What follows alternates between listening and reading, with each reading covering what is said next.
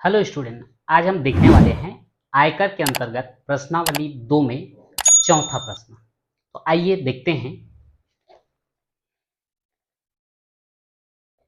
वित्तीय वर्ष 2014-15 में किसी बैंक कर्मचारी की मासिक आय मकान किराया भत्ता छोड़कर 40,000 रुपए है।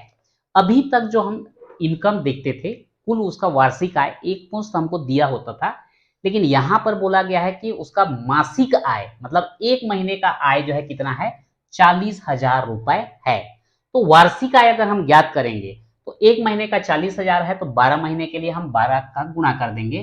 तो 12 चौक 48,000, 12 चौक 48 और ये 4 जीरो, ठीक है। तो ये कितना हो गया, 4,80,000 रुपए। वह 42,000 रुपए वार्षिक अपने सामान्य भविष्य निधि में जमा करता है और 6,000 रुपए की अर्धवार्षिक प्रीमियम LIC में देता है।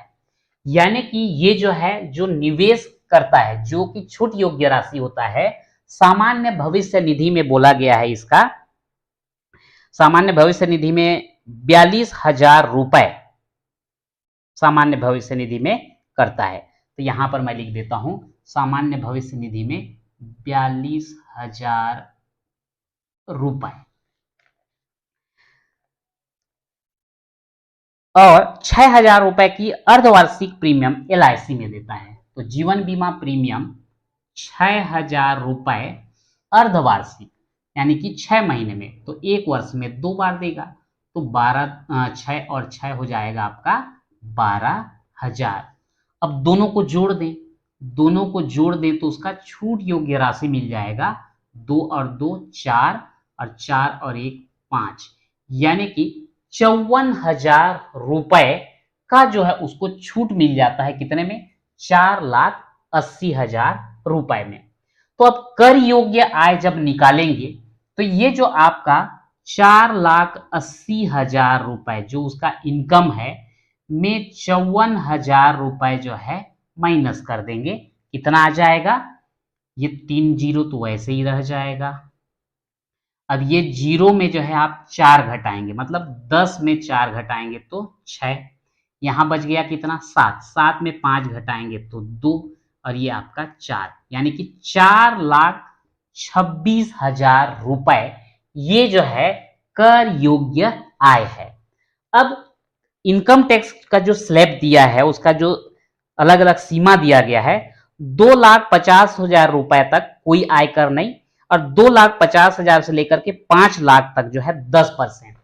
तो यहां पर 5 लाख को पूरा तो टच नहीं कर रहा है, 0 से 2,50,000 तक शून्य है, हमने लिख दिया। अब 2,50,000 से 5 लाख तक बोला गया, तो 5 लाख तो है नहीं, 4,26,000 हो रहा है।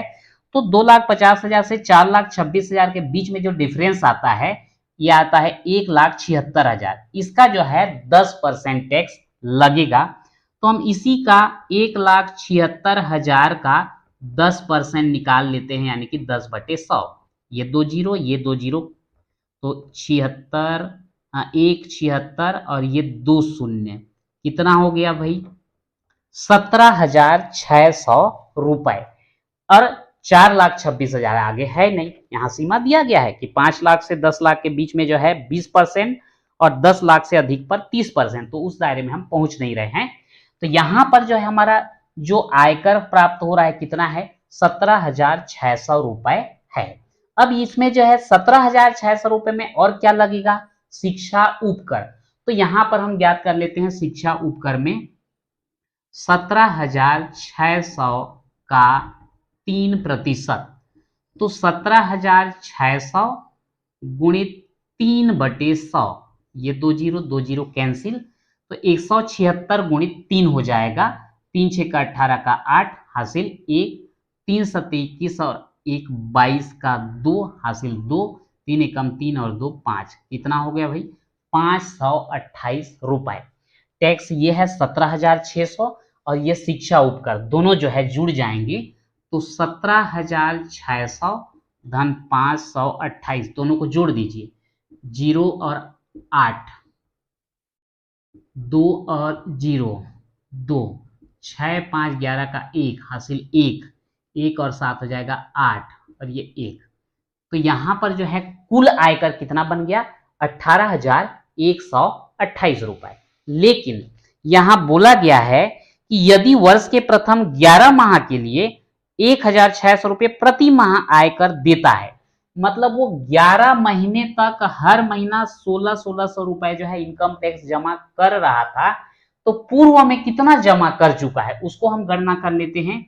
तो 1600 गुणित 11 कर देंगे, 11 शून्यम 11 शून्यम, 11 6 66 का 6 हासिल है 6, 11 एकम 11 और 6 हो जाएगा 17, यानी कि पूर्व में वो कितना जमा कर चुका है 17,600। आपका टैक्स कितना बन रहा था 17,600, तो बचा कितना 528 ही तो बचा। तो यहां पर हम भले ही लिखेंगे उसको शेष आयकर की राशि, ये 18,128 में ये 17,600 को माइनस कर दीजिए तो आएगा कितना 528। अब बोलोगे डायरेक्ट कैसे कर दिया, डायरेक्ट कुछ नहीं, यहाँ पर 17,600 इनकम टैक्स आ रहा था, 528 शिक्षा उपकर 17,600 ने जमा कर दिया था, तो भाई इसमें से 17,600 को हटाओगे तो 528 ही तो बचेगा। तो यहाँ पर जो है अतः शेष आयकर की राशि कितना हो गया 528 रुपए। तो वित्तीय वर्ष के अंत में भुगतान की जाने वाली आयकर की राशि बराबर हमको कितना मिलेगा 528 रुपए मिलेगा, और यही हो जाता है हमारा आंसर। अगला क्वेश्चन देखते हैं 5वां। वित्तीय वर्ष 2012-13 में राजेश की कुल वार्षिक आय 5,25,000 रुपए है। वह सामान्य भविष्य निधि में 8,000 रुपये प्रति माह जमा करता है तथा 8,000 रुपये अपने भारतीय जीवन बीमा का वार्षिक प्रीमियम देता है। यदि वह 2 लाख रुपए तक कोई आयकर नहीं देता है तथा 2 लाख रुपए से अधिक आय पर 10% की दर से आयकर देय हो एवं आयकर में छूट सभी बचत पत्रों का 100% अधिकतम 1 लाख रुपए हो, तो राजेश के द्वारा देय आयकर की गणना कीजिए, जहां शिक्षा उपकर देय आयकर का 3% है। अब यहां पर देखिए राजेश की कुल वार्षिक आय कितना बताया गया 5,25,000 रुपए।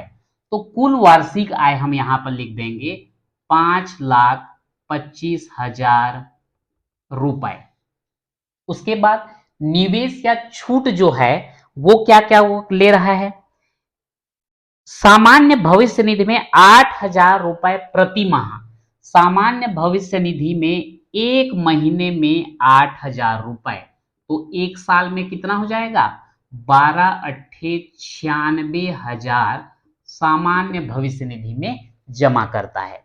उसके बाद क्या बोला गया है 8,000 रुपए भारतीय जीवन बीमा, तो जीवन बीमा प्रीमियम कितना 8,000 रुपए।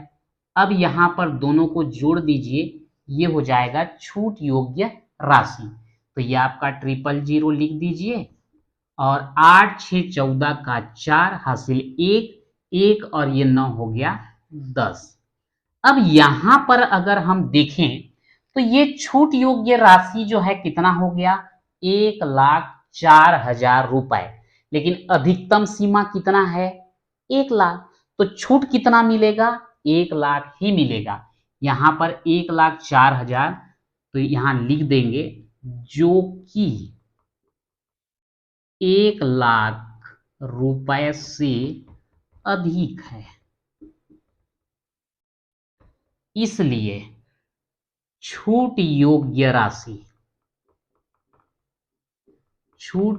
राशि कितना लेंगे 1 लाख रुपए।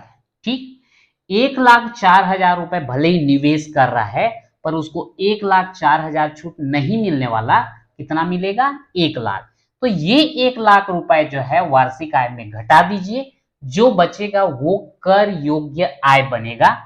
तो यहां पर हम तीसरा नंबर लिख देते हैं कर योग्य आय कितना होगा 5,25,000 में 1 लाख जो है माइनस कर दीजिए, तो कितना हो जाएगा 5 लाख में 1 लाख माइनस हो रहा है तो 4,25,000 रुपए ये हो जाता है कर योग्य आय।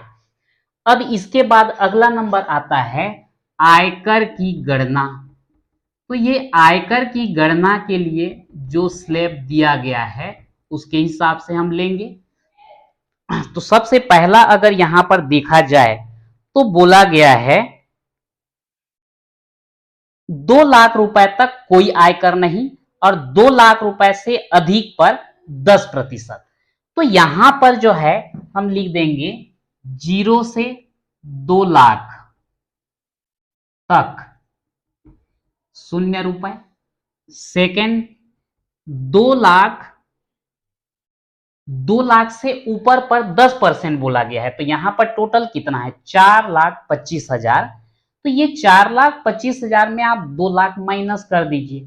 तो यहां पर मैं लिख देता हूं इसको 2 लाख से 4,25,000, 4,25,000 तक, अर्थात कितना हो रहा है 2,25,000 का 10%।